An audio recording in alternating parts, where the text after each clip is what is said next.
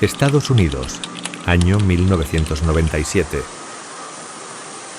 La tecnología avanzaba rápidamente, la gente hablaba del futuro con emoción. Pero en un rincón de California, 39 personas estaban a punto de despedirse de este mundo de una manera escalofriante. El grupo se llamaba Heaven's Gate y creían que la Tierra estaba condenada. Para ellos, el único escape era abandonar sus cuerpos físicos y subirse a una nave espacial, que según su líder vendría a recogerlos detrás del cometa Hale-Bopp.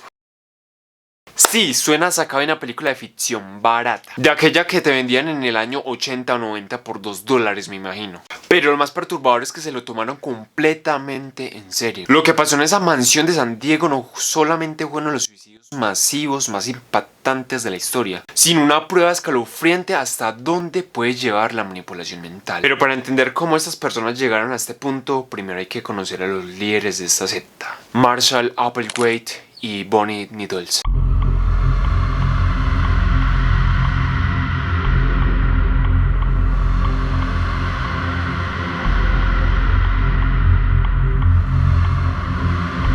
Pero antes de seguir con el video me gustaría decirte que si mi voz suena más afeminada de lo normal es porque estaba enfermo. Y si te gusta este tipo de historias no olvides en suscribirte y en dejar tu like. Sigamos con el video. Marshall Applewhite no siempre fue un líder de culto. Nació en 1931 en Texas, en el seno de una familia cristiana profundamente religiosa. Su padre era ministro presbiteriano, lo que marcó su infancia con una gran influencia espiritual. Y como sé que algunos no saben qué es presbiteriano, pues aquí te lo explico. Un ministro presbiteriano es un líder religioso dentro de la iglesia presbiteriana, una rama del cristianismo protestante. Su rol es similar al de un pastor y también se encarga de predicar, guiar espiritualmente a la comunidad y administrar los sacramentos. El presbiterianismo se basa en la doctrina de Juan Calvino y se distingue por su estructura de gobierno, en la que las decisiones son tomadas por un grupo de ancianos o presbíteros en lugar de un solo líder. Ya explicado esto y siguiendo con la historia de Applewhite, se inclinó más hacia el arte que a la religión. Estudió música y teatro y con ello convirtiéndose en un talentoso cantante de ópera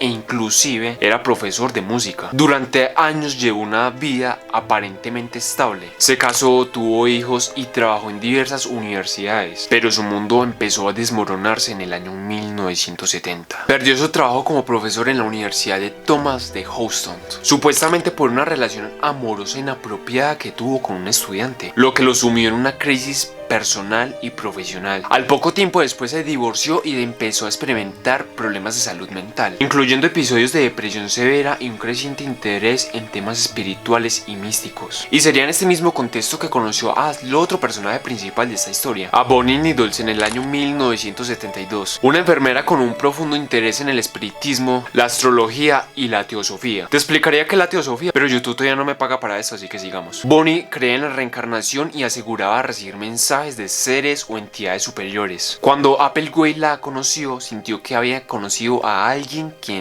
entendía sus inquietudes. Según ellos dos, su encuentro ya estaba predestinado y eran almas gemelas en ese sentido cósmico. La conexión entre ellos dos fue de inmediata e intensa. Juntos comenzaron a desarrollar una idea que tenían una misión divina, basada en una combinación de cristianismo, ciencia ficción y misticismo. Creían que eran mensajeros celestiales enviados para guiar a la humanidad hacia una nueva etapa evolutiva. Convencidos de su destino, dejaron atrás a su familia y empezarían a viajar por todos los Estados Unidos, predicando su mensaje y reclutando seguidores.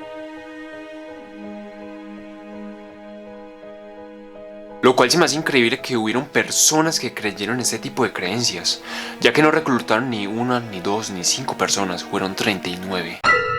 E incluso antes del suceso eran más. Pero bueno, lo que comenzó como una búsqueda espiritual se convirtió en el nacimiento de una de las sectas más perturbadoras de la historia, Heaven's Gate. Este culto no solo era un grupo de creyentes con ideas excéntricas, era una comunidad diseñada para eliminar cualquier rastro de individualidad e inclusive someter a sus miembros a una devoción absoluta. Marshall Applewhite y Bonnie convencieron a sus seguidores de que el cuerpo humano solo era un envase, sí, un envase temporal, y que cualquier tipo de apego emocional emocional o físico los alejaría de su verdadera misión, la cual era abandonar la Tierra y ascender a un nivel superior de existencia. Para asegurarse que ninguno de sus miembros se desviara, prohibieron cualquier tipo de relación sentimental o sexual. No solo estaba mal visto enamorarse, sino que incluso pensamientos románticos o deseos sexuales eran considerados un obstáculo a su camino a la trascendencia. Incluso de alguna manera u otra deciden borrar su pasado, ya que todos los miembros de Heaven's Gate adoptan nombres nuevos, generalmente formadas por sílabas extrañas seguidas de Odi,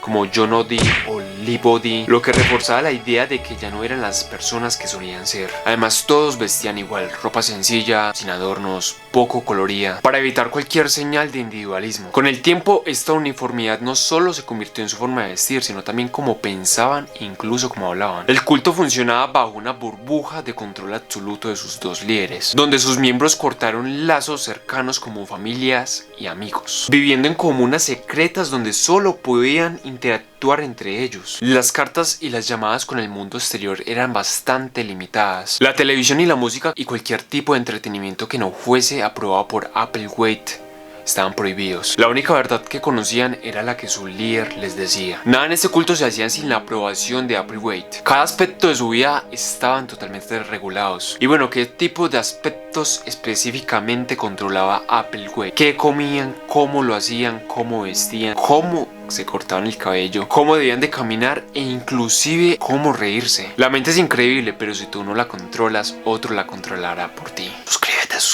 Suscríbete. Pero bueno, el culto operaba bajo una jerarquía rígida, donde cuestionar una orden era visto como una debilidad espiritual. Inclusive de la obsesión que tenía esta secta, o específicamente Applewhite y Bonnie, era eliminar cualquier deseo terrenal, donde Marshall Applewhite convence a alguno de los hombres a cometer algo horrible, lo cual fue a someterse a castraciones. Viajaron a México para realizar los procedimientos de manera clandestina, ya que en Estados Unidos era difícil encontrar médicos dispuestos a realizar cirugías tan extremas sin una razón médica válida. Los miembros que aceptaron esta mutilación lo hicieron voluntariamente, creyendo que estaban demostrando su totalmente entrega a la causa, llegando a un punto en el que su líder tenía el control total de sus cuerpos y mentes. Pero si te digo la verdad, lo más aterrador estaba apenas por venir. En el año 1997, cuando el cometa Hale-Bopp se convirtió en un fenómeno astronómico visible a simple vista en el cielo nocturno, mientras el mundo lo veía como un espectáculo natural impresionante, Marshall Applewhite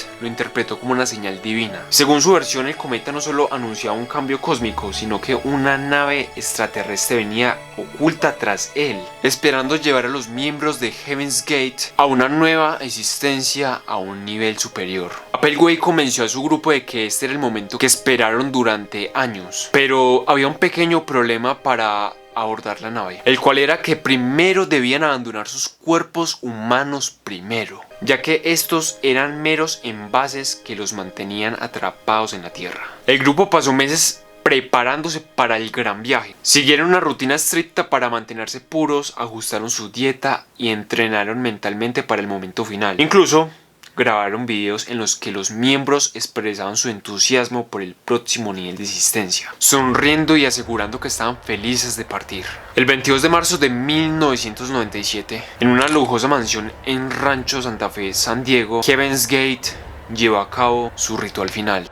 El masivo no fue algo caótico ni improvisado, fue meticulosamente organizado por distintas fases, donde por ejemplo la primera fase fue en dividirse en grupos pequeños para que algunos miembros pudieran asistir a los otros antes de tomar su propia dosis, donde también ingerían una mezcla letal de fenobarbital y vodka, lo que hacía perder el conocimiento rápidamente, donde luego se acostaban en sus camas y después cubrían su rostro con una característica tela morada. Los que quedaban vivos acomodaban los cuerpos y limpiaban la escena, hasta que finalmente llegó el turno del último grupo. Applewhite fue uno de los últimos en partir, asegurándose que todo estuviera bajo control. 3 días después, la policía recibió una llamada anónima alertando sobre lo ocurrido. Lo que encontraron dentro de la mansión fue escalofriante: 39 cuerpos vestidos de manera idéntica, ropa negra y zapatillas Nike negras y blancas.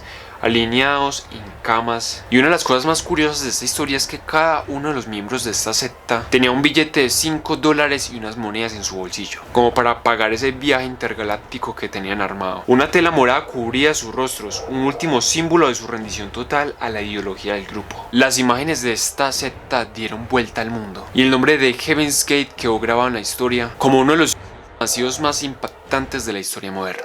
Aunque esta secta llamada Heaven's Gate desapareció en marzo del año 1997, dejó una gran huella. Y lo más perturbador es que más de 2 décadas después, su página web aún sigue activa. Se supone que mantenía por un grupo de seguidores que siguen compartiendo sus creencias. Sin duda alguna, el caso de Heaven's Gate es un recordatorio para decir la siguiente frase: cuando la fe se convierte en obediencia ciega, el peligro es inminente. ¿Tú qué crees de esta historia? Déjame en los comentarios. Muchas gracias por llegar hasta aquí, lo valoro bastante. No olvides en dejar tu like, tu comentario y en suscribirte. Nos vemos en un próximo video. Besos. In old language, a couple thousand years ago, disciples, those who are trying